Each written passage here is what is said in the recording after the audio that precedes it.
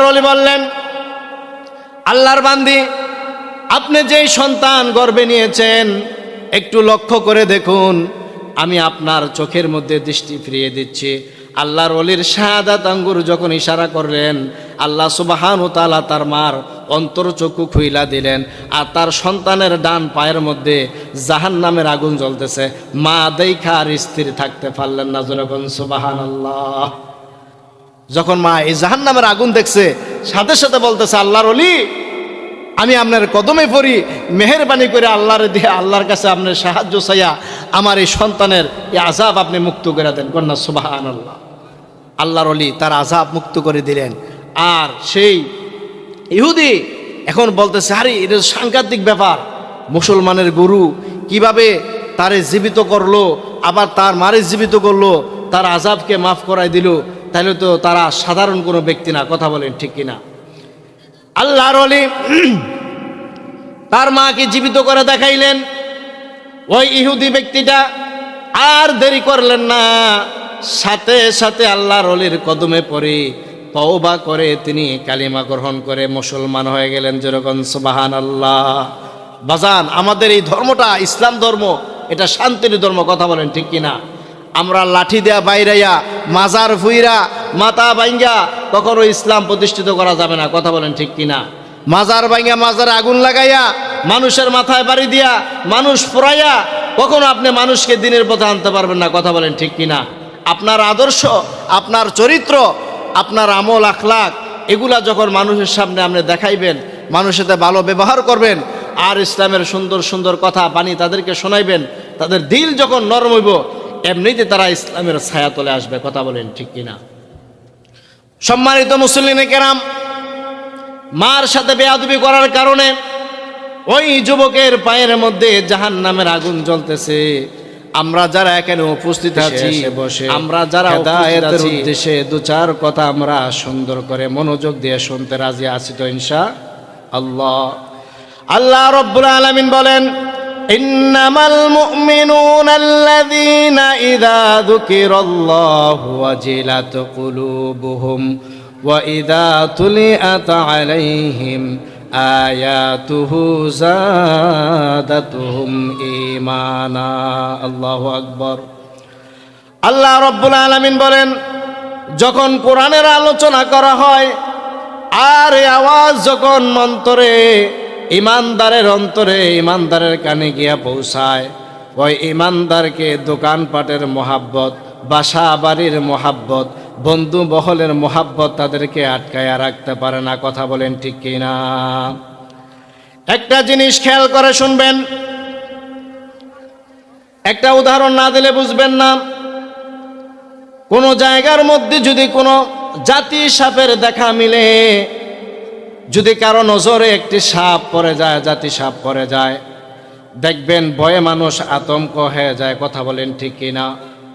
তখন মানুষগুলো যারা সাপুরিয়া আছে, ওজাবদ্ধ আছে, তাদেরকে তাদের স্বর্ণপর্ণ হয় যে সাপুরিয়া সাপ, আমাদের বাসার সামনে কিংবা আমার বাড়িতে একটা জাতি সাপ দেখেছি, মেহেরবানি করে সাপটা একটু আপনি ধরে নিয়ে যান। কথা বলেন ঠিক কিনা?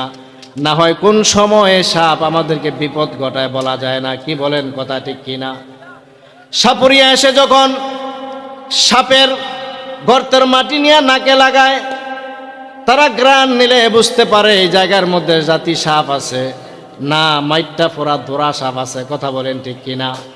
যদি জাতি সাপ হয়, ওই সাপুরিয়া যখন বিনবাসী বাজায়, এই জাতি সাপ যদি হয়ে থাকে, গর্ত থেকে বাইর হইতে বাধ্য। কথা বলেন ঠিক কিনা? আর গর্তের মধ্যে যদি আপনার দোরা সাপ, বিষ ছাড়া সাপ যদি থাকে, আর এই বাঁশি বাজাইয়া মুখে দিয়া রক্ত এসে যদি মারাও যায়, সাপ বাইর হইব? ঠিক তদ্রূপ যাদের মধ্যে ঈমান আছে, আর যখন কোরআনের আলোচনা করা হবে, আর ঈমানদারের কানে যখন কোরআনের আলোচনা পৌঁছাবে, তাদেরকে দুনিয়ার কোনো মোহাব্বত এই কোরআনের আলোচনা থেকে দূরে রাখতে পারে না। কথা বলেন ঠিক কিনা? আমার কথা বুঝেননি আপনারা? আমি যে আয়াতখানি তেলাওয়াত করেছি, আউলিয়া কেরামের শান সম্পর্কে যদি আল্লাহ সুবহানাহু ওয়া তাআলা একটু তৌফিক দেয়, আমি আপনাদের সামনে কথা বলবো, শোনার জন্য রাজি আছি তো ইনশাআল্লাহ? কারণ এটা ওলি আল্লাহর দরবার বাজার। কার দরবার? ওলি আল্লাহর দরবার। আর ওলি আল্লাহদের সম্পর্কে আল্লাহ রব্বুল আলামিন দলিল আকারে কথা বলেছেন, বলেন মারহাবা। আল্লাহ রব্বুল আলামিন পবিত্র কোরআনে বলেন, আলা ইন্না আউলিয়া আল্লাহি লা খাউফুন আলাইহিম ওয়ালা হুম ইয়াহজানুন। বলেন আল্লাহু আকবার। আল্লাহ রব্বুল আলামিন বলেন, যারা নেককার বান্দা, যারা আমার নেককার গোলাম, যারা আমি আল্লাহকে ভয় করে, যাদের অন্তরে আমি আল্লাহর ভয় আছে, আমার নবীর মোহাব্বত আছে, নিঃসন্দেহে তারা আমি আল্লাহর বন্ধু। যেরকম সুবহানাল্লাহ।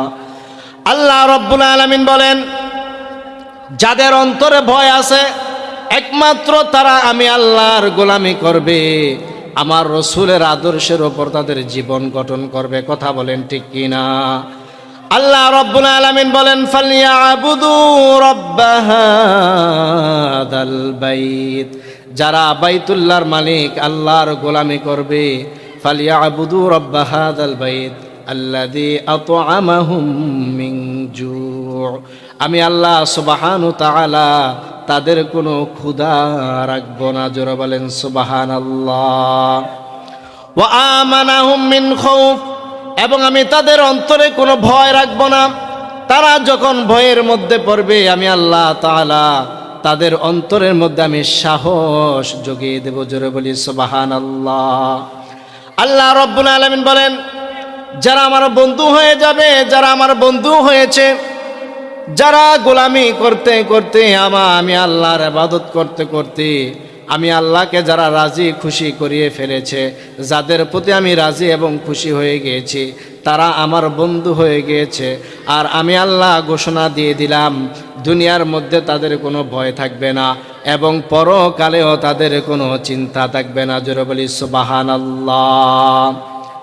আমরা যারা এখানে উপস্থিত আছি, গত বছর যারা এই মাহফিলে এসেছিলেন, হয়তোবা কেউ এই বছর মাহফিলে আসতে পারে নাই, কারণ আমরা সকলেই মৃত্যুশীল। কথা বলেন ঠিক কিনা?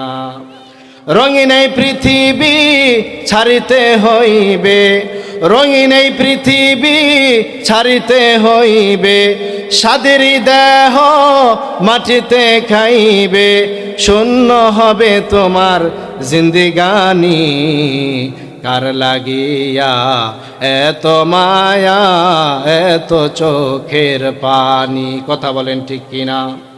সন্ধ্যা হলে ডুবিবে বেলা। কথা বলেন ঠিক কিনা? একদিন বেলা শেষ হবে কিনা? তাহলে এই বেলা থাকতে থাকতে যেই জগতে গেলে আমরা হাজার হাজার বৎসর, শুরু আছে শেষ নাই, থাকতে হবে। কথা বলেন ঠিক কিনা? সেই জায়গার জন্য আমরা যদি আউলিয়া কেরামের দরবারে আসি, ওলি আল্লাহদের স্বর্ণপর্ণ হই, যদিও আমাদের জীবনে গুনাহ থাকে কিংবা আমরা অপারগ থাকি, আমাদের এই গুনাহগুলো মাফ করে দিতে পারে কে? আল্লাহ। কার উসিলায়? ওলি আল্লাহর উসিলায়। কথা বলেন ঠিক কিনা? দেখবেন নদী নালার মধ্যে কুমির বাস করে কিনা? কুমিরে দেখবেন যখন ডিম পারে কিনা ডিম, এই কুমিরের ডিম কিন্তু মুরগি যেভাবে বৈশা তা দেয়, ওম দেয়, এভাবে কিন্তু দেয় না। কথা বলেন ঠিক কিনা? কুমির ডিম পাইরা ডাঙার মধ্যে দূর থেকে তার নজর দৃষ্টিপাত করে ডিমের মধ্যে। কথা বলেন ঠিক কিনা? তাহলে এই কুমির যদি ডিমের দিকে দৃষ্টিপাত করে আর নজর দিয়া তার চোখের ইশারা দ্বারা যদি তাপ দিয়া বাচ্চা ফুটাইতে পারে, আর যারা হক্কানি ওলি আল্লাহ তাদের দরবারে আসলে আমাদের ফারুকরে ফারুক করতে পারে কিনা? কথা বলেন ঠিক কিনা? আমাদের তকদির পরিবর্তন হতে পারে কিনা? আল্লাহ রাব্বুল আলামিন বলেন, যারা আমার ওলি, যারা আমার বন্ধু হয়ে গিয়েছে, তারা কোনো সাধারণ মানুষ নয়। আমি আল্লাহর জবান, ওলি আল্লাহর জবান হয়ে যায়। কোন সুবহানাল্লাহ। ওলি আল্লাহর জবান আল্লাহর জবান হয়ে যায়, ওলি আল্লাহর হাত আল্লাহর হাত হয়ে যায়। যেরকম সুবহানাল্লাহ। ওলি আল্লাহর মধ্যে ক্ষমতা আছে না নাই? আসেনি? একটা ঘটনা বললে বুঝবেন যে ওলি আল্লাহর মধ্যে কেমন ক্ষমতা। জগতের বড় পীর হযরত আব্দুল কাদের জিলানী রহমতুল্লাহি আলাইহি, তিনার এক মুরিদ অর্থাৎ একজন মুসলিম ব্যক্তি আরেকজন খ্রিস্টান ব্যক্তি, দুই বন্ধুর মধ্যে একটা ঝগড়া চলতেছে। কি চলতেছে বাজান? ঝগড়া। যে খ্রিস্টান ব্যক্তি সে বলতেছে আমার ধর্ম শ্রেষ্ঠ ধর্ম, আর যে মুসলিম ব্যক্তি সে বলতেছে না না, আল্লাহ রব্বুল আলামিন বলছেন ইন্নাদ-দীনা ইনদাল্লাহিল ইসলাম, আমার একমাত্র পছন্দের ধর্ম, একমাত্র মনোনীত ধর্ম হচ্ছে ইসলাম, আর বাকি যত ধর্ম আছে সব বাতিল হিসাবে আমার সামনে গণ্য হবে। যেরকম মারহাবা। দুই বন্ধুর মধ্যে ঝগড়া হয়ে গেল। ইহুদি ব্যক্তি বলতেছে আমার ধর্ম শ্রেষ্ঠ ধর্ম, আর মুসলিম ভাই বলতেছেন আমার ধর্ম শ্রেষ্ঠ ধর্ম।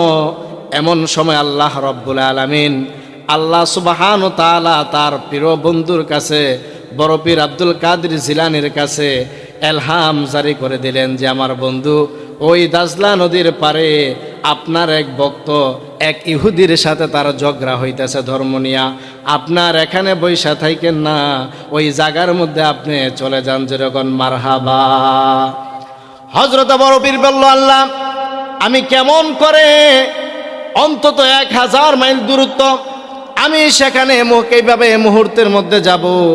আমার আল্লাহ রব্বুল আলামিন কয়, বন্ধু আপনার দুইটা হাত এভাবে প্রসারিত করেন আর আমি আপনাকে সেখানে পৌঁছে দিব। যেরকম সুবহানাল্লাহ। হযরতে বড় পীর যখন সেখানে পৌঁছে গেলেন, মুসলিম ব্যক্তিটা বড় খুশি হয়ে গেল যে আমার ধর্মের মহাগুরু, আমার ধর্মের গুরু এখানে উপস্থিত হয়েছে, এখন আমার পক্ষে তিনি কথা বলবেন, আমার আর কোনো টেনশন নাই। যেরকম মারহাবা। কিন্তু ওই ইহুদি ব্যক্তি বলতেছে যে আল্লাহর ওলি, আপনি যে এখানে এসেছেন আপনি তো মুসলিম ধর্মের গুরু, আপনি তো আপনার লোকের পক্ষেই সাক্ষী দিবেন। কথা বলেন ঠিক কিনা? কিন্তু বড় পীর আব্দুল কাদের জিলানী বলতেছেন আল্লাহর বান্দা আমি কখনোই এমনটা করব না। যদি তোমার কোনো শর্ত থাকে, শর্ত সাপেক্ষে আমি তোমার সামনে কথা বলবো। তোমার এমন কোনো শর্ত আছে কিনা বলো। ওই ইহুদি ব্যক্তিটা বলতেছে একটা সুযোগ পাইছি, এমন একটা শর্ত আমি তার সামনে পেশ করব, যাতে করে এই মুসলমানের পণ্ডিত, এই ধর্মের পণ্ডিত যেন আমার উত্তর দিতে না পারে। কথা বলেন ঠিক কিনা? এই খবরটা, তার মনের যে উদ্দেশ্যটা, এটা আল্লাহ জানে কিনা? আল্লাহ জানে কিনা? আর আল্লাহর বন্ধুর সঙ্গে আল্লাহ আছে কিনা? একটু আগে বললাম না যে আল্লাহর জবান অলির জবান, অলির জবান আল্লাহর জবান হয়ে যায়। কোন সুবহানাল্লাহ। আল্লাহ রব্বুল আলামিন আল্লাহর ওলির দ্বারা দেখেন কেমনে প্রকাশিত করেন। হযরত বড় পীর আব্দুল কাদের জিলানী বললেন যে আল্লাহর বান্দা, তুমি যেই শর্ত দিবা তোমার শর্ত সাপেক্ষে আমি তোমাদের এই ঝগড়াটাকে আমি সমাধান করে দিব। বলল ঠিক আছে, আপনার কথায় আমি রাজি। আপনি যদি এই জায়গার মধ্যে একটা মৃত ব্যক্তিকে আপনি জীবিত করে দেখাইতে পারেন, তাহলে আমি আপনার এই ধর্মকে আমি বিশ্বাস করব। সুবহানাল্লাহ। হযরত বড় পীর আব্দুল কাদের জিলানী রহমতুল্লাহ বললেন যে ঠিক আছে, তোমার কাছে আমার একটা শর্ত, যদি আমি একটা মৃত ব্যক্তিকে এখানে জীবিত করে দেখাইতে পারি, তুমি আগে বলো যে কালিমা গ্রহণ করে মুসলমান হইবা কিনা। কোন সুবহানাল্লাহ। এখন তার কথা দ্বারা সে বলল যে আমি আপনার প্রশ্নে রাজি আছি। এখানে কবর আছে, এখানে কিন্তু কবর নাই। কি নাই? কবর নাই, এরকম একটা খোলা মাঠ। মানে তার কথা হইল এখানে কবর নাই, আমি কবর বলবো। আর তিনি যদি এখানে ভিতরে একটা লাশ জেতা করে দেখাইতে পারে, তাইলে বুঝতে পারবো তার মধ্যে কিছু আছে। কন্যা মারহাবা। হযরত বড় পীর আব্দুল কাদের জিলানী রহমতুল্লাহ আলাইহি যখন বললেন কুম বিইজনিল্লাহ, আল্লাহর বান্দা তুমি আল্লাহর হুকুমে এখানে জিন্দা হয়ে যাও, আমার কোনো কেরামতি না, আল্লাহর কেরামতি। কোন সুবহানাল্লাহ। আল্লাহর হুকুমে। যখন বড় পীরে কথাটা বলতে দেরি, আমার আল্লাহ রব্বুল আলামিন তাগরা একটা যুবককে এই মাটির নিচে থেকে দাঁড়া করাইয়া তাকে জিন্দা করে দিয়েছেন। কোন সুবহানাল্লাহ। যখন বড় পীর আব্দুল কাদের জিলানী তার দিকে দৃষ্টিপাত করলেন, ইহুদি ব্যক্তি যখন তাকাইলেন, দেখতে পাইলেন যে ওই যুবকের যে ডান পাটা আছে টাকনুর নিচে তলা হইতে শুরু করে ধাও ধাও করে জাহান্নামের আগুন জ্বলতেছে। যেরকম নাউজুবিল্লাহ। কি হইতেছে? আগুন জ্বলতেছে ডান পাউডার মধ্যে। বড় পীর আব্দুল কাদের জিলানী রহমতুল্লাহ আলাই তিনি আশ্চর্য হয়ে গেলেন। তিনি বললেন, হে যুবক, ব্যাপার কি, কি কারণে তোমার এই পায়ের মধ্যে জাহান্নামের আগুন দাউ দাউ করে জ্বলতেছে? যুবক বলল, ওগো আল্লাহর ওলি, আমি আমার গর্ভধারিণী মার সাথে একটু বেয়াদবি করেছিলাম। আমার এই পা দিয়ে আমার মার দেহের মধ্যে আমি আঘাত করেছিলাম। নাউজুবিল্লাহ। হযরতে বড় পীর বলল, আল্লাহর বান্দা, তুমি কেমন কাজ করলা? ওই যুবক বলতেছে, আল্লাহর ওলি, আমি যখন বিবাহ করেছিলাম আমার স্ত্রীর কিছু কুমন্ত্রণায় পড়ে, তার কিছু অবৈধ কথা শুনে, তার পরামর্শের মধ্যে পড়ে আমার মাথার সেন্স ছিল না, আমার মায়ের গায়ের মধ্যে আমার এই পাওটা দিয়ে আমি একটা লাথি দিয়েছিলাম। নাউজুবিল্লাহ। হযরতে বড় পীর আব্দুল কাদের জিলানী রহমতুল্লাহ আলাইহি বলেন, আল্লাহর বান্দা, তোমার আম্মা জান এখন জীবিত আছে না মৃত?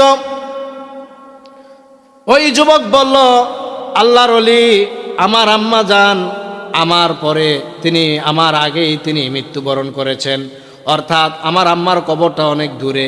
হযরতে বড় পীর আব্দুল কাদের জিলানী বলল, আল্লাহর বান্দা, চলো তোমার মার কবরের পাশে।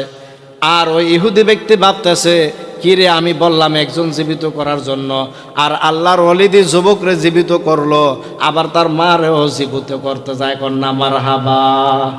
ওলি আল্লাহর ক্ষমতা আসেনি, পাওয়ার আসেনি? কে দিছে? আল্লাহ দিছে।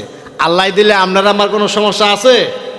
এক ধরনের নামদারি মুসলমান আছে দেখবেন বাজান, এই দেশের মধ্যে ইসলাম এমনি এমনি আসে নাই। কথা বলেন ঠিক কিনা? ভাইয়েরা আমার, একটা জিনিস লক্ষ্য করে দেখবেন, যখন নদীতে জোয়ার ভাটা লাগে, জোয়ারের সাথে দেখবেন নদীর মধ্যে কচুরি ফানা বেশে বেশে আছে। ইসলাম কিন্তু কচুরি ফানার মতো বেশে বেশে আসে নাই। কথা বলেন ঠিক কিনা? এই দেশের মধ্যে হক্কানি ওলি আল্লাহ যারা আছেন, তারাই এই দেশের মধ্যে ইসলামকে কায়েম করছেন। কথা বলেন সত্য কিনা? আজ আমরা এই মাহফিলের পক্ষ থেকে জানিয়ে দিতে চাই, যারা নাকি ওলি আল্লাহর বিরোধী করে, মাজারের উপরে আক্রমণ করে, মাজার ভাঙে, তোমরা একটা কথা খেয়াল করে শুনবা, এই দেশের মধ্যে কোনো নবী রাসূল আসেন নাই। আল্লাহর আউলিয়া কেরামগণ, আল্লাহর ওলিগণ, নিজামুদ্দিন আউলিয়া, খাজা মঈনুদ্দিন চিশতি, আজমিরি সানজিরি এবং সিলেটের মাজারের শাহজালাল ইয়ামিনী, তারা এই দেশের মধ্যে তাদের জীবন কুরবানি করে ইসলামকে প্রতিষ্ঠিত করেছে। কথা বলেন ঠিক কিনা? সাধারণত ওলি আল্লাহর সাথে যদি বেয়াদবি করো, মুসলমান হিসেবে তোমাদের সাথে আমাদের কোনো সম্পর্ক নাই। কথা বলেন ঠিক কিনা?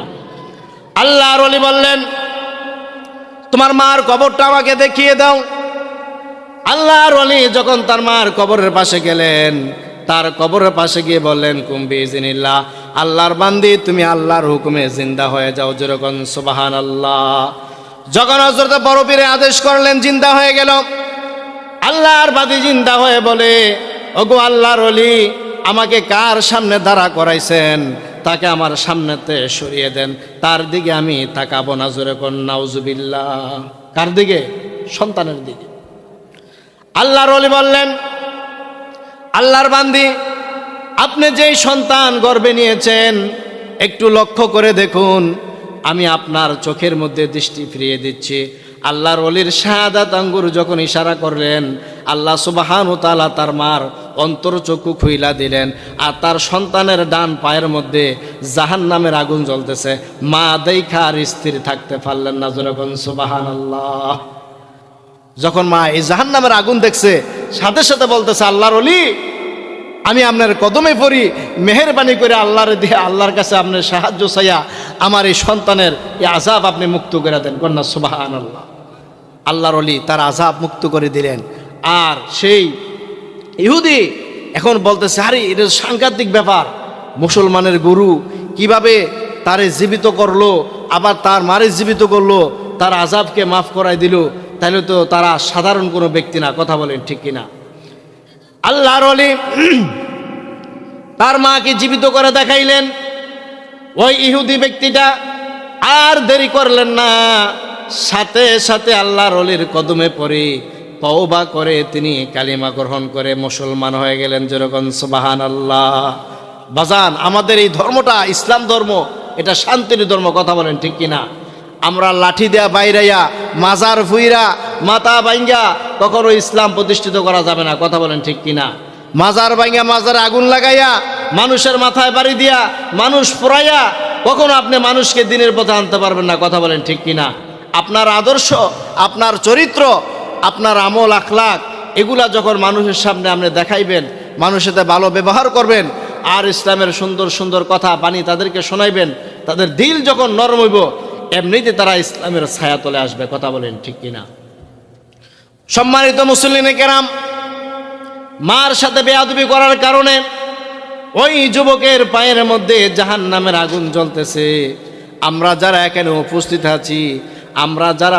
আছি অন্তত এই আলোচনাটা শোনার পরে আমাদের হায়াতে জিন্দিগি যতদিন আমরা বেঁচে থাকবো, অন্তত মা বাবার সাথে আমরা বেয়াদবি করব না। রাজি আসি তো ইনশাআল্লাহ? মা বাবার সাথে বেয়াদবি করব না। দেখেন, একটা কিতাবের মধ্যে এসেছে, ওয়াজ এ নজির কিতাবের মধ্যে এসেছে, একজন ব্যক্তি 5 ওয়াক্ত নামাজ আদায় করত সঠিকভাবে। তিনি দিনের বেলা সুন্দরভাবে রোজা রাখতেন, আবার রাত্রিবেলা জায়গা তিনি কিয়ামুল লাইল করতেন, তাহাজ্জুদের নামাজ আদায় করতেন, অর্থাৎ মার খেদমত করতেন, আল্লাহর গোলামি করতেন, আর তিনি তাহাজ্জুদ গুজারও করতেন। তিনি ভালো ভালো আমলগুলো তিনি বেশি বেশি করে করতেন। সুবহানাল্লাহ। কিন্তু তার মনে একদিন সাধ জাগলো যে মার খেদমত করেছি, একবার মক্কা মদিনা যাওয়ার দরকার, হজ্জে বাইতুল্লাহ করার দরকার, এটাও তো একটা সওয়াবের কাজ। কথা বলেন ঠিক কিনা? তার মার কাছে অনুমতি চায়, মা আমি তো আপনার খেদমত যথেষ্ট পরিমাণ করেছি, এখন আপনি যদি মেহেরবানি করে অনুমতি দেন আমি একটু আল্লাহর ঘর তোয়াফ করতে চাই, নবীর রওজার সামনে দাঁড়িয়ে দাঁড়িয়ে সালাতু সালাম দিতে চাই। কন্যা সুবহানাল্লাহ। তার মা বলল, বাবা তোর বাবা নাই, আমি একমাত্র তোর মা, তোর বাবা নাই, আর তুই আমার একমাত্র সন্তান, আমি হইলাম অসুস্থ, তুই দয়া করে মেহেরবানি কর আমার খেদমত কর, তোর হজে যাওয়া লাগবে না। কর না মারহাবা। মা কি কইল? তোর হজে যাওয়া লাগবে না, তুই মার খেদমত কর। 1টা বছর চলে গেল। 2য় বছর আবার যখন হজের মৌসুম আসলো, সন্তান মার কাছে, মা গত বছর অনুমতি দিলেন না, আমার মনটা আর মানে না, আমার আপনি অনুমতি দেন আমি হজে যাই। মায়ে কয়, বাজান তোরে যেইটা কইছি এটার রূপে তুই আমল কর, আল্লাহ তোর প্রতি রাজি এবং খুশি থাকবো। সন্তান মার কথা অবাধ্য কইরা তিনি হজে যাওয়ার জন্য রওনা হয়ে গেলেন। কন্যা মারহাবা। তিনি যখন হজের উদ্দেশ্যে রওনা হয়ে গেলেন, আল্লাহর বান্দা যখন হজের উদ্দেশ্যে রওনা হয়ে গেলেন, আল্লাহর বান্দা যাইতে যাইতে একটা বাজারে যাওয়ার পরে রাত্র চলে আসলো, সন্ধ্যা বয়ে আসলো। আল্লাহর বান্দা ভাবে যে জহিন রাস্তাঘাট, একাকী নির্জন রাস্তাঘাট, আমি একা একা রাত্রিবেলা হাঁটবো না, যেহেতু এখানে একটা মসজিদ আছে, আমি নামাজটা পইরা আজকের রাত্রিটা এই মসজিদের মধ্যে আমি কাটাইয়া দিই। কন্যা সুবহানাল্লাহ। আজকের রাত্রিটা এই মসজিদের মধ্যে আমি কাটাইয়া দেই, আবার যখন সকাল হবে ফজরের নামাজটা পইরা আবার মক্কার দিকে আমি রওনা হব। আল্লাহর কি কারিশমা দেখেন, বুঝা বড় দায়। এই আল্লাহর আবেদ বান্দা যখন মসজিদের মধ্যে ঘুমাইলেন, ওই গ্রামের মধ্যে একটা বাড়িতে ডাকাতি হইছে, চুরি হইছে। চোরেরা যখন চুরি কইরা বাহির হইব, ওই বাড়ির মালিক তারা দেখা ফেলাইছে। দেখা যখন চোর চোর কইয়া দৌড়ান চালাইছে, চোরেরা দৌড়াইয়া এই রাস্তা দিয়ে আসতেছে, আর চোরে ভাবতেছে আমাদের পিছনে মহাজন মালিক দৌড়াই আসতেছে। আরেক চোরের কয়, ভাই যে মাল তুমি কান্দের মধ্যে লইছি, এই মাল সামানা লইয়া তো আমরা দৌড়াইতেও পারি না, এই মাল সামানা লইয়া দৌড়াইতে পারি না, আর মালিক যদি ধরে আজকে বাইরে মাইর হয়ে যাবে। কথা কন ঠিক কিনা? এক চোরে বুদ্ধি করে, ভাই এক কাম কর, মাল দিয়ে এক জায়গায় রাইখা দে, মাল দিয়ে এক জায়গায় রাইখা দে, দিন আমরা রাইখা দৌড়ে ফলাই যাইগা, আর দিনের বেলায় এই মাল দিয়ে আমরা তো লইয়া যাবো। চোরের বুদ্ধি। যখন এই চোরে মসজিদের পাশে দিয়ে আসতেছে, আর ওই আল্লাহর আবেদ বান্দা মসজিদে নামাজ পড়ে ঘুমিয়ে আছে, আর এই চোরগুলা করছে, এই চুরির মালগুলা এই মসজিদের বারান্দায় ইটা দিয়া রাইখা তারা ফলাইয়া গেছে। আর ওই মালের মালিক যখন এদিক মসুর তো দেয় না যে চুরি কইরা মাল আই না মসজিদে ফলাইতে, তারে ধর। তখন এই তারে বিচার করতেছে, এই চোরের বিচার সর্বোচ্চ বিচার। চুরি করলে কি করে? হাত কাইটা দেয়। কি কাইটা দেয়? হাত কাইটা দেয়। পরে তারে এই সোরের দইরা তার হাত কাটা দিল, তার চোখের মধ্যে আঘাত করলো। এরপরে এই সোরে কয়, চেয়ারম্যান সাহেব আপনি দয়া করে আমার একটা কথা শুনেন, আসলেই আমার যে শাস্তি আপনি দিছেন এটা আমার সুরের শাস্তি না, এটা আমার মার হুকুম অমান্য করার শাস্তি। না মার হাবা, কার হুকুম? মার হুকুম অমান্য করছি, এই কারণে আল্লাহ রাব্বুল আলামিন আমাকে শাস্তি দিছে। আপনি দয়া কইরা আমার পাশের গ্রামটাই আমার গ্রামের মধ্যে আপনি একটা খবর পাঠান, দেখেন লোকে করে জিজ্ঞাসা করতেগণ তারা বইলা দিব আমার সম্পর্কে, আমার চরিত্র কেমন। চেয়ারম্যান সাহেব কয়, আরে তার বিচার যাই করলাম, আগে তার কথাটা শুনলাম না, শুনলে তারা তার হাত কাটা লাগতো না, তো যেহেতু হাত কাইটেই দিছি তার একটু খবর লইয়া দেখ আসলেতে বালা না খারাপ। তার গ্রামে গিয়ে জিজ্ঞাসা করছে, তার মতো সন্তান এই গ্রামের একটাও নাই, সে এত আবেদ বান্দা কিন্তু সে তার মার হুকুম অমান্য কইরা তার মার খেদমত ছাইরা দিয়া তে যাইছিল হজ যাইতো, আল্লাহ তার মার হুকুমটা পছন্দ করছে, এই জন্যে আল্লাহ তার এই শাস্তিরা দিয়া বুঝাই দিছে যে মার হুকুম, বাবা মার হুকুম কখনো অমান্য করা যাবে না। কথা বলেন ঠিক কিনা? কারণ আপনার মা আপনার বাবা, আমার মা আমার বাবা আপনার জন্য আমার জন্য জান্নাত এবং জাহান্নাম। বলতে পারেন হুজুর মা আবার কেমনে জান্নাত হয় আবার জাহান্নাম হয়? আল্লাহ রাসূল সাল্লাল্লাহু আলাইহি ওয়াসাল্লাম বলেন, তোমার পিতা মাতা যদি তোমার প্রতি সন্তুষ্ট থাকে তুমি ধরে নেবা জান্নাত তোমার জন্য ওয়াজিব, আর তোমার মা বাবা যদি তোমার প্রতি অসন্তুষ্ট থাকে ধরে নেবা তোমার জন্য জাহান্নাম। মানে হইছেনি মা বাবা জান্নাত জাহান্নাম? মা বাবা এমন একটা জিনিস, দেখেন আমরা অনেক সময় একটা জিনিসকে আমরা অনেক তফাৎ করে লাই। একটা জিনিস খেয়াল করে শুনবেন, আমরা সব সময় খালি মার ওয়াজ করি কিনা? বিভিন্ন জায়গায় দেখবেন হুজুরা খালি মার ওয়াজ করে, বাহের ওয়াজ করে না। কথা বলেন ঠিক কিনা? কিন্তু মার খেদমত যেখানে আইছে 3 বার, বাবার খেদমত আইছে 1 বার, আইসেনি? কিন্তু এমন একটা হাদিস আছে আল্লাহ নবী ফরমাইছেন যেখানে শুধু বাবার খেদমতের কথাই বলছেন, মার খেদমতের কথা কর নাই, কর না মার হাবা। আপনার মা আমার মা আপনার আমার জন্য জান্নাত, মায়ের পায়ের নিচে সন্তানের জান্নাত। আর আল্লাহ রসুল বলে, বান্দা তুমি শোনো, তোমার মার পায়ের নিচে তোমার জান্নাত, আর জান্নাতের মধ্যখানের দরজাটাই হলো তোমার বাবা। সুবহানাল্লাহ। বাবার দাম বাড়ছে নিও না কমাই লাইছে? মা পায়ের নিচে সন্তানের জান্নাত, আর তোমার জান্নাতের মধ্যখানের দরজা হইল তোমার বাবা। সুবহানাল্লাহ। তাহলে বাবার বিকল্প আছে? বাবা এমন একটা জিনিস, একটা মোমবাতি দেখবেন যখন কারেন্ট চলে যায়, আলো চলে যায়, অন্ধকার কিনা, এই অন্ধকারের মধ্যে যখন একটা মোমবাতি ধরান, একটা কফি বাতি ধরান, দেখবেন এই মোমবাতিটা জ্বলতে জ্বলতে জ্বলতে জ্বলতে তার দেহটারে ফুইরা ছাই কইরা মানুষকে আমাদেরকে আলো দেয় কিনা বাজান? কফির মধ্যে যখন কেরোসিন তেল বইরা আমরা আগুনটা ধরান, তেলটা ফুরতে ফুরতে শেষ হয়ে আমাদেরকে আলো দেয় কিনা? বাবা হচ্ছে এমন একটা জিনিস যে তারা রৌদ্রে ফইরা বৃষ্টিতে ভিজা সারাটা জীবন পরিশ্রম কইরা নিজের আহ্লাদ সুখ সে উপভোগ করে না, সন্তানের স্ত্রীর ছেলে সন্তানের সুখের দিকে তাকাইয়া তিনি কষ্ট করতে করতে তার সারাটা জীবন কষ্ট করেই কাটায় দেন। কথা বলেন ঠিক কিনা? বাবা হচ্ছে সেই ব্যক্তি, বাবা ইনকাম কইরা মার কাছে দেয় কিনা? মা ফাঁক কইরা গুছাইয়া সন্তানরা খাওয়ায়। আমরা মায়েরে ভালোবাসি, মায়েরে অবশ্যই ভালোবাসবো, কিন্তু এর পাশাপাশি বাবাকেও জড়াইয়া দইরা বলতে হবে যে বাবা তোমারে বলো ভালোবাসি। কথা বলেন ঠিক কিনা? যদি বাবারে জড়াইয়া ধরে একবার এই কথাটা বলতে পারেন যে বাবা তুমি বড় ভালো, তোমার ভালোবাসি, তোমার কপালে একটা চুমু খাইলাম, দেখবেন বাবার অন্তর শান্তি হয়ে যাব, বাবার হক আদায় হয়ে যাব। কথা বলেন ঠিক কিনা? শুধু তাই নয়, মা বাবার খেদমত অবশ্যই আমরা করব, ওলি আল্লাহর সোহবতের মধ্যে আমরা থাকব। কারণ আপনি ওলি আল্লাহর নজরে যদি থাকেন, আপনার বিপদ আপদ বালা মুসিবত দূর করে দিবে কে? আল্লাহ। আর যার মা বাবা বেঁচে আছে সব চাইতে বড় ফির বুজুর্গ হচ্ছে তার মা বাবা। কথা বলেন ঠিক কিনা? যারা বুদ্ধিমান ব্যক্তি তারা মা বাবার খেদমত করবে, ওলি আল্লাহর সোহবতে থাকবে, ওলি আল্লাহর কদমে থাকবে, ওলি আল্লাহর দরবারে যাবে, কাউকে ফালাবে না। কথা বলেন ঠিক কিনা? সম্মানিত মুসলিম কেরাম, আল্লাহর ফরজিয়াত হুকুম, 5 ওয়াক্ত নামাজ আমরা যথাযথ টাইমে আদায় করব, মা বাবার খেদমত করব, ওলি আল্লাহর সোহবতে থাকব। যদি এই আমলগুলো আপনি করতে পারেন, বেশি আমল লাগবে না। আল্লাহর নবী বলেন, আখলিস দীনাকা ইয়াকফিকাল আমালুল কলিল, তোমার ইমানকে খাঁটি করো, অল্প আমলই নাজাতের জন্য যথেষ্ট হইবে। কন্যা সুবহানাল্লাহ। আর আপনি মাথা বইরা পাহাড় সম পরিমাণ আপনি আমল করবেন, কিন্তু ইমান নাই। কি নাই? ইমান নাই।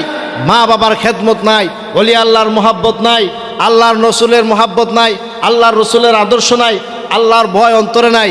এই আবাদতে কোনো কাজ হবে? আল্লাহ রব্বুল আলামিন বলেন, বান্দা, যেই অন্তরে নবীর মোহাব্বত আছে সেই অন্তরে আমি আল্লাহ আছি। কি বলছেন? যেই অন্তরে আমার নবীর মোহাব্বত আছে সেই অন্তরে আমি আল্লাহ আছি। যেই অন্তরে আমার নবীর মোহাব্বত নাই সেই অন্তরে আমি আল্লাহ নাই। কন্যা মারহাবা। এই জন্য আল্লাহর ফরজিয়াত হুকুম, অন্তত 5 ওয়াক্ত নামাজ আমরা যথাযথ টাইমে আদায় করতে হবে। দেখেন, যারা আল্লাহর ওলি হয়েছে তারা এমনি এমনি আল্লাহর ওলি হয় নাই, আল্লাহর গোলামি করতে করতে তারা আল্লাহর ওলি হয়েছে। কোন সুবহানাল্লাহ। আল্লাহ রাসূল সাল্লাল্লাহু আলাইহি ওয়াসাল্লাম একদিন মসজিদে নববীর মধ্যে আলোচনা করতেছেন। এমন সময় একটা যুবতী নারী আল্লাহর নবীর দরবারে গিয়ে বলতেছেন, আসসালাতু ওয়াসসালামু আলাইকা ইয়া রাসূলুল্লাহ, আমি আপনার কাছে একটা কথা বলতে চাই। আল্লাহর নবী বললেন, আল্লাহর বান্দি, কোন কথাটা তুমি বলবা? নির্ভয়ে তুমি আমার কাছে বলতে পারো। কন্যা মারহাবা। ওই যুবতী নারী বলতেছেন, ইয়া রাসূলুল্লাহ, আমার মা বাবা কেউ নাই, আমি একটা যুবতী নারী, আমার একটা বিবাহের দরকার, কিন্তু ইয়া রাসূলুল্লাহ, আমাকে এমন একটা পাত্র আপনি দিবেন, আমি বিবাহ বসতে চাই, যেই পাত্রটার মধ্যে অন্তত 3টা গুণ থাকবে। কয়টা গুণ? 3টা গুণ থাকবে। আল্লাহর নবী বললেন, আল্লাহর বান্দি, তুমি বলো কোন 3টা গুণ থাকতে হবে? আল্লাহর বান্দি বলতেছেন, ইয়া রাসূলুল্লাহ সাল্লাল্লাহু আলাইহি ওয়াসাল্লাম, 1 নম্বরে ওই যুবকের মধ্যে যে গুণটা থাকবে, সে প্রতিদিন 1 খতম কোরআন শরীফ তেলাওয়াত করবে। কোন সুবহানাল্লাহ। কয় খতম? 1 খতম কোরআন শরীফ তেলাওয়াত করবে, 1টা কোরআন খতম দিবে। 2 নাম্বার গুণ হলো ওই বান্দার মধ্যে 2 নাম্বার গুণ থাকতে হবে যে সারা বছর সে রোজা রাখবে। কন্যা সুবহানাল্লাহ। আর 3 নাম্বার শর্ত হলো, ওই বান্দার মধ্যে, ওই যুবকের মধ্যে 3 নাম্বার গুণটা হলো, সে প্রতিদিন প্রতি রাত্রে দাঁড়ায়া দাঁড়ায়া কিয়ামুল লাইল তাহাজ্জুদের নামাজ পড়তে হবে। কোন সুবহানাল্লাহ। আল্লাহর নবী বললেন, উপস্থিতি সাহাবায়ে কেরামগণ, তোমরা যারা উপস্থিত আছো, আল্লাহর বান্দি যে 3টা শর্ত দিয়েছে, এমন কোন যুবক আছো কি এই সুন্দরী বান্দির 3টা শর্ত মেনে তাকে তোমরা বিবাহ করবা?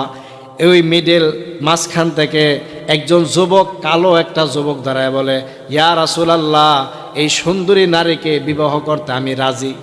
আল্লাহর নবী কয়, 3টা যে শর্ত দিছে এটা শুনছুনি? কয়, ইয়া রাসূলুল্লাহ শুনছি। কয়টা পারবানি? কয়, ইয়া রাসূলুল্লাহ, আপনি দোয়া কইরা দিলে আমার দ্বারা সম্ভব। কেউ আপনার দ্বারা, আমার দ্বারা সম্ভব হইব না? এটা প্রতিদিন 1 খতম কোরআন শরীফ তেলাওয়াত করা, সারা বছর রোজা রাখা, প্রতিটা রাত্রে দাঁড়ায়া কিয়ামুল লাইল করা সম্ভব হইব নি? আমরা তো আজকে কোরআন শরীফ তেলাওয়াত করা সাইড হয়ে দিছি। কথা কোন ঠিক কিনা? একটা জিনিস খেয়াল রাখবেন, এই পৃথিবীর মালিককে, আপনার আমার মালিককে, আপনার আমার যত হাজত, যত জরুরত পুরা করবে কে? আল্লাহ।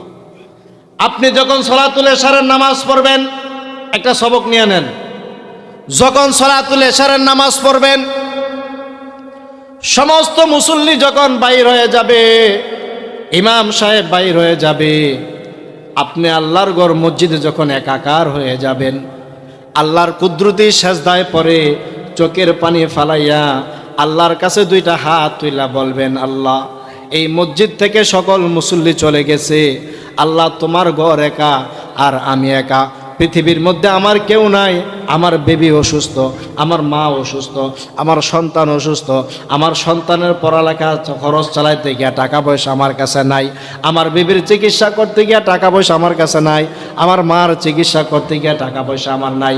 আল্লাহ পৃথিবীতে আমার কেউ নাই, তুমি ছাড়া আল্লাহ তুমি ব্যবস্থা করো, তুমি আমার স্ত্রীর বিমার শিফা করে দাও, আমার মার শরীরকে ভালো করে দাও, আমার সন্তানের শরীরকে ভালো করে দাও।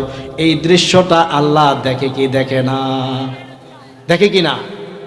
এখন সত্য করে কইবেন, যত মুসিবত পড়ছেন, যত বিপদের সম্মুখীন হয়েছেন, এমন একা হইয়া আল্লাহর ঘরে কুদরতি সেজদায় ফইরা একবার এমনি কাইন্দার লাগা চাইছেন কোনো দিন? কিও চাইছেনও? দেখছেন জীবনে একবার চান নাই কেরে? আল্লাহর কাছে যদি চান, আল্লাহ কবুল করতে পারে না? আল্লাহ বিমার সেবা করতে পারে না? আল্লাহ আপনার স্ত্রীর শরীর ভালো করে দিতে পারে না? সন্তানের পড়ালেখার খরচ চালাইতে পারে না? মিল করে দিতে পারে না? পারে কিনা? ও ব্যবসায় আয় উন্নতি নাই, আল্লাহ আয় উন্নতি দিতে পারে না?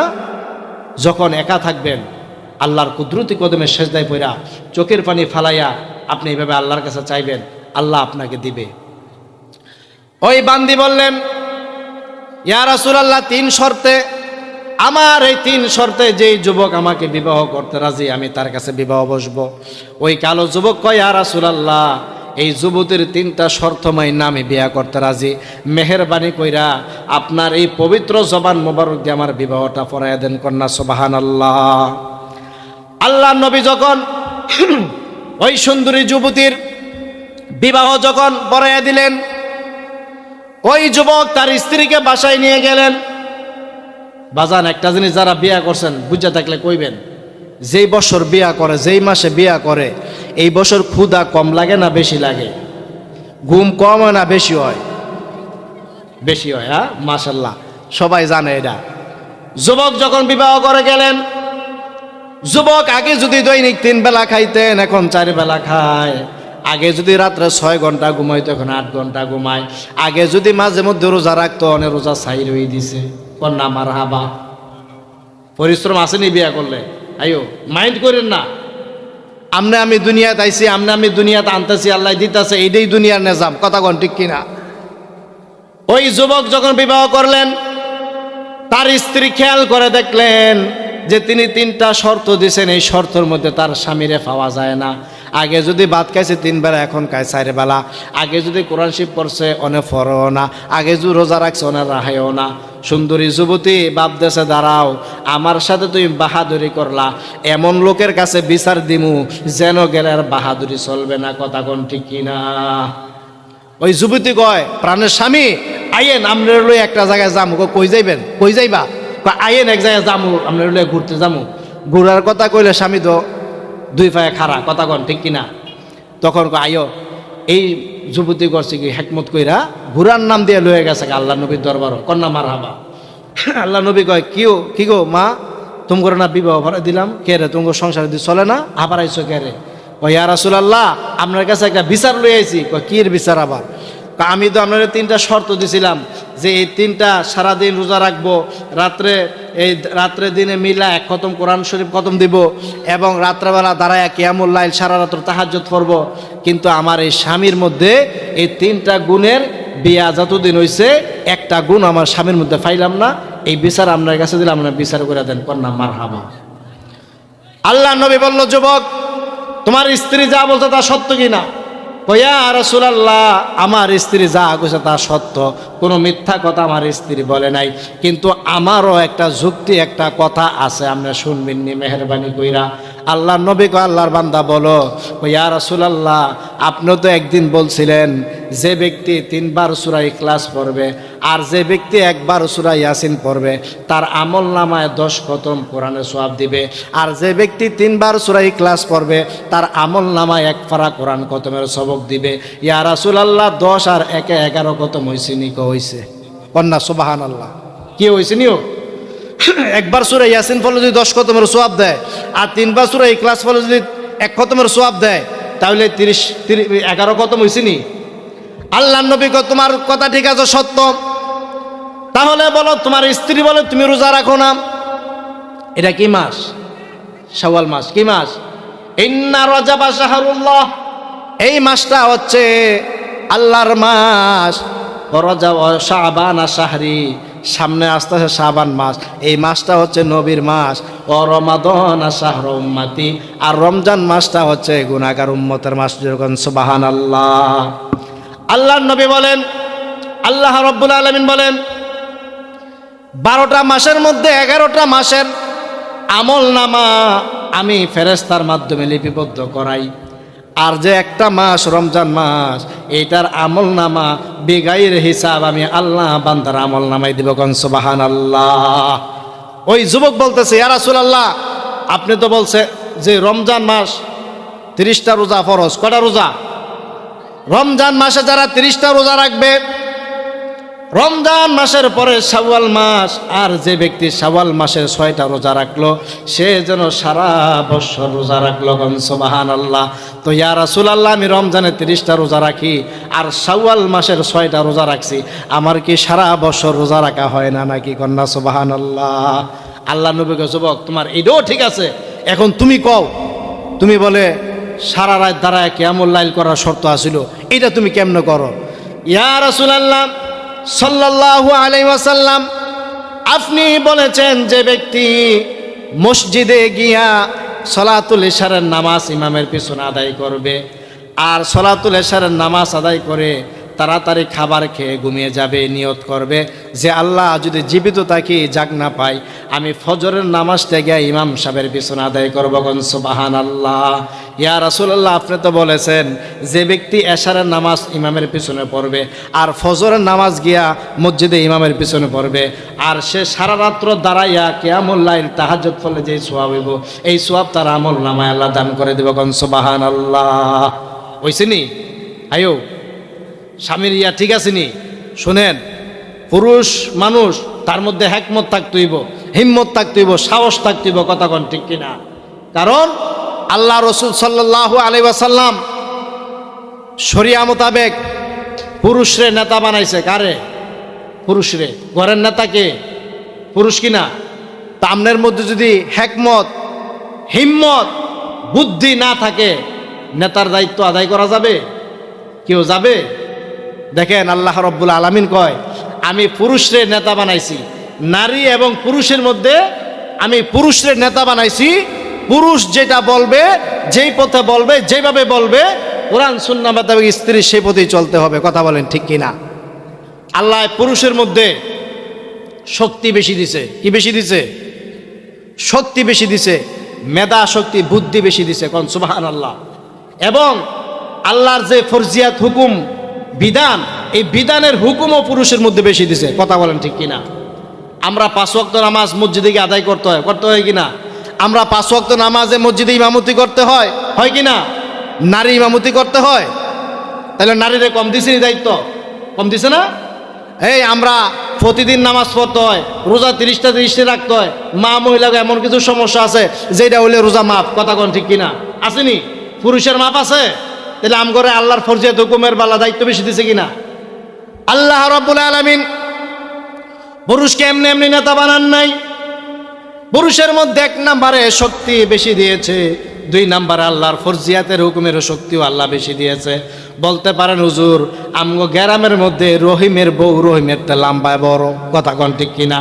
আসেনি এমন যে হুজুর আঙ্গ বাদ্য রহিমের বউ দেখছি, রহিমেতে 2 ডাবল বড় আর রহিমেতে অনেক শক্তি বড়। কথা বলেন ঠিক কিনা? এখানে একাধিক অর্থ হয়েছে, একাধিক অর্থ হয়েছে। এখন রহিমের বউ বড়, খেয়াল করে বুঝবেন। পুরাটা গ্রামের যত পুরুষ আছে এক সাইডে নিলে, আর পুরা গ্রামের মহিলা এক সাইডে নিলে কার শক্তি বেশি হইব? পুরুষের কিনা? এই জন্যই আল্লাহ রাব্বুল আলামিন যাই না বুঝা শুনেই পুরুষের মধ্যে শক্তি বেশি দিয়েছে। যাই হোক,